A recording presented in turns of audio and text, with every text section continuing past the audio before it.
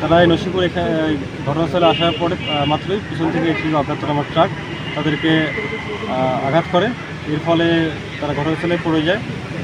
ASI Mumtaz এখানে ঘটনাস্থলে মৃত্যুবরণ করে এবং এএসআই দলিল গুরুতর আহত অবস্থায় তাকে উদ্ধার করা হয় এবং আব্দুল রহমান মেডিকেল করে তার চিকিৎসা চলমান রয়েছে। আমরা বিষয়টি তদন্ত করছি, তদন্ত সাপেক্ষে পরবর্তীতে বিস্তারিত করব। আপনারা জানেন নসিপুর ইসলামিক কলেজের সামনে ঘটনাটি ঘটেছে।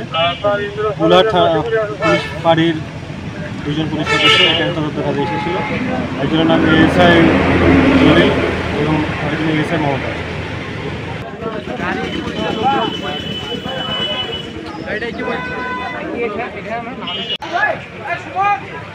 হ্যাঁ